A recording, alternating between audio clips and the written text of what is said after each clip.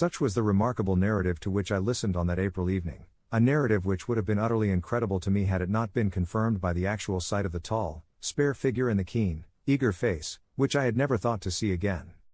In some manner he had learned of my own sad bereavement, and his sympathy was shown in his manner rather than in his words. "Work is the best antidote to sorrow, my dear Watson," said he, "and I have a piece of work for us both tonight which, if we can bring it to a successful conclusion, will in itself justify a man's life on this planet." In vain I begged him to tell me more. "You will hear and see enough before morning," he answered. "We have 3 years of the past to discuss. Let that suffice until 9:30, when we start upon the notable adventure of the empty house."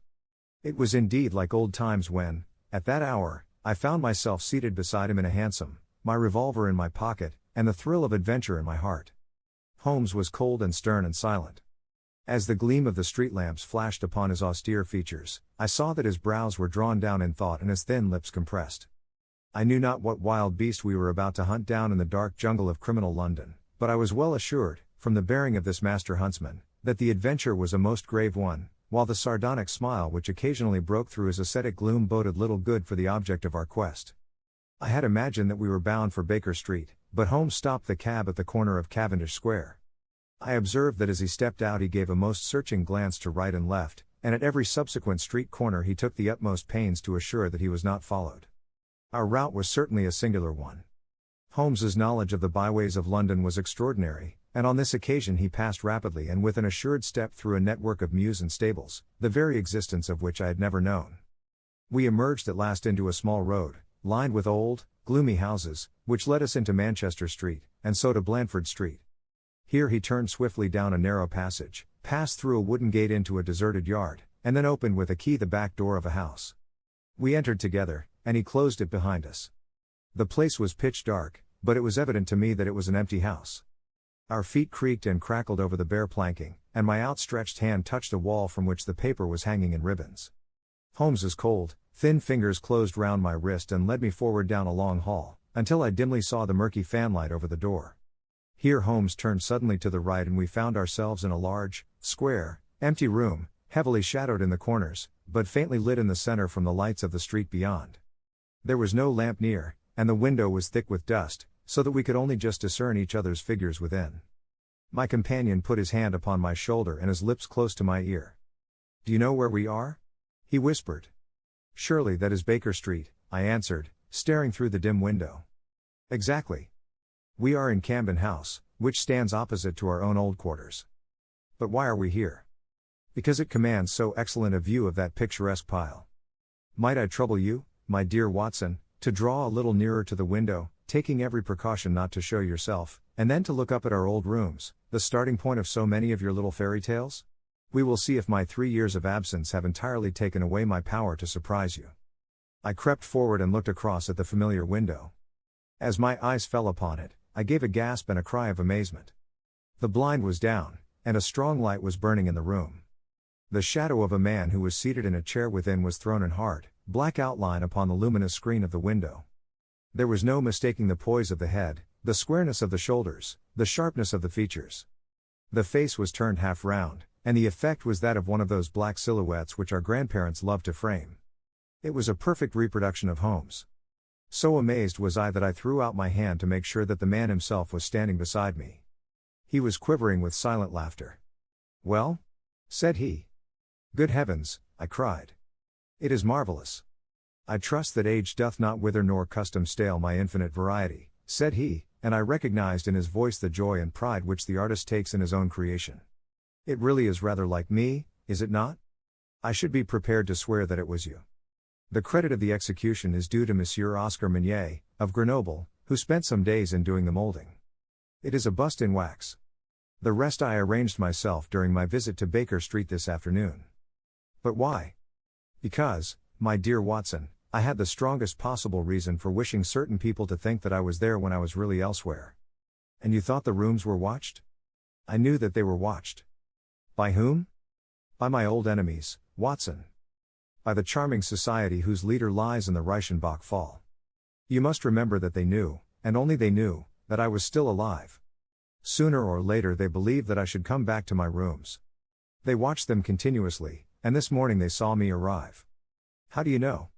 Because I recognized their sentinel when I glanced out of my window.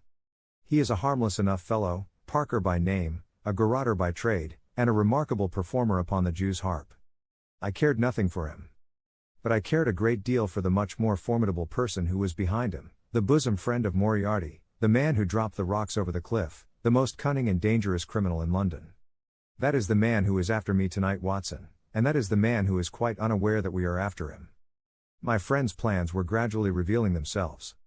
From this convenient retreat, the watchers were being watched and the trackers tracked. That angular shadow up yonder was the bait, and we were the hunters. In silence we stood together in the darkness and watched the hurrying figures who passed and repassed in front of us. Holmes was silent and motionless, but I could tell that he was keenly alert, and that his eyes were fixed intently upon the stream of passers-by. It was a bleak and boisterous night and the wind whistled shrilly down the long street. Many people were moving to and fro, most of them muffled in their coats and cravats. Once or twice it seemed to me that I had seen the same figure before, and I especially noticed two men who appeared to be sheltering themselves from the wind in the doorway of a house some distance up the street. I tried to draw my companion's attention to them, but he gave a little ejaculation of impatience, and continued to stare into the street. More than once he fidgeted with his feet and tapped rapidly with his fingers upon the wall. It was evident to me that he was becoming uneasy, and that his plans were not working out altogether as he had hoped. At last, as midnight approached and the street gradually cleared, he paced up and down the room in uncontrollable agitation. I was about to make some remark to him, when I raised my eyes to the lighted window, and again experienced almost as great a surprise as before. I clutched Holmes's arm, and pointed upward. "The shadow has moved," I cried.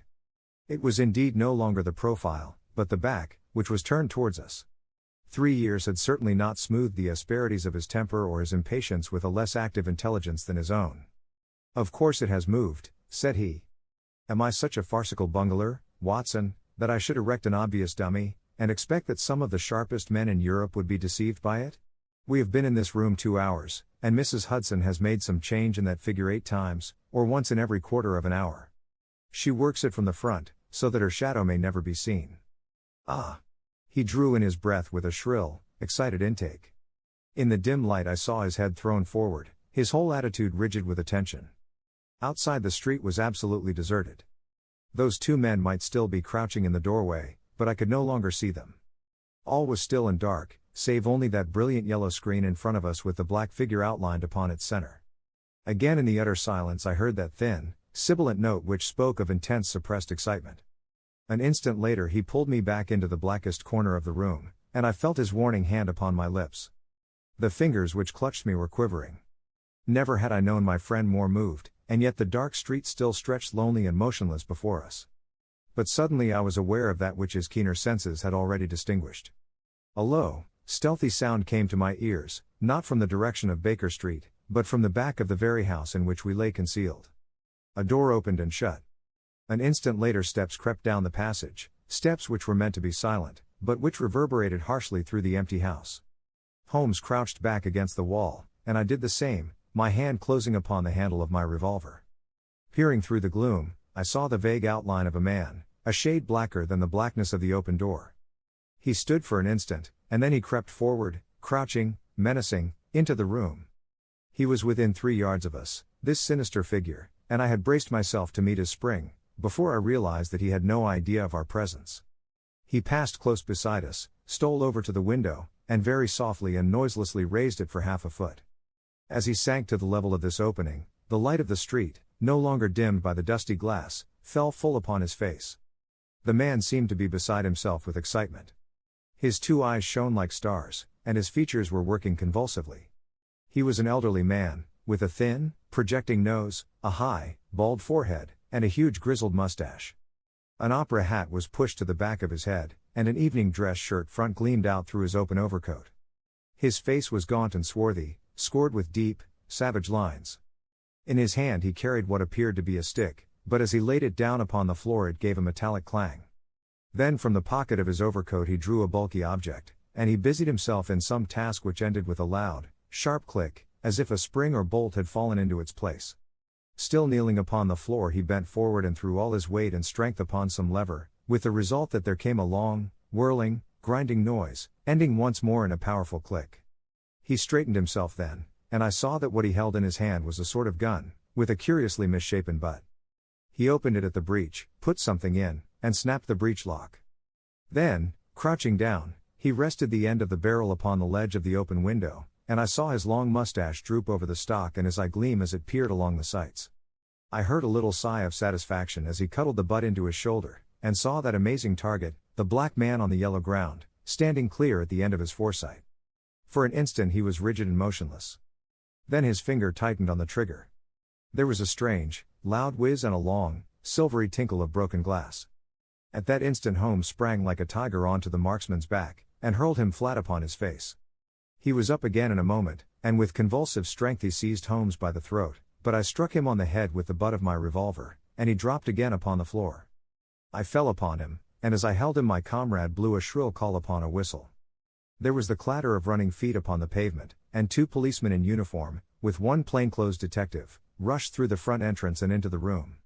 "That you, Lestrade?" said Holmes. "Yes, Mr. Holmes. I took the job myself. It's good to see you back in London, sir. I think you want a little unofficial help. 3 undetected murders in 1 year won't do, Lestrade. But you handled the Molesey mystery with less than your usual, that's to say, you handled it fairly well." We had all risen to our feet, our prisoner breathing hard, with a stalwart constable on each side of him. Already a few loiterers had begun to collect in the street. Holmes stepped up to the window, closed it, and dropped the blinds. Lestrade had produced 2 candles, and the policemen had uncovered their lanterns. I was able at last to have a good look at our prisoner. It was a tremendously virile and yet sinister face which was turned towards us. With the brow of a philosopher above and the jaw of a sensualist below, the man must have started with great capacities for good or for evil.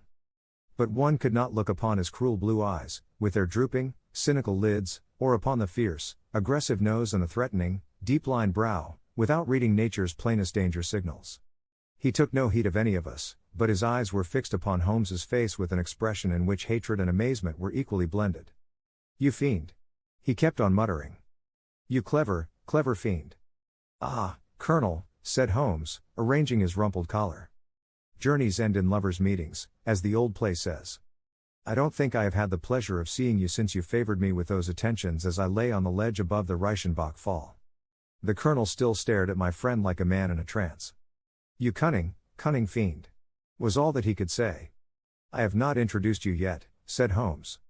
"This, gentlemen, is Colonel Sebastian Moran, once of Her Majesty's Indian Army, and the best heavy game shot that our Eastern Empire has ever produced. I believe I am correct, Colonel, in saying that your bag of tigers still remains unrivaled?"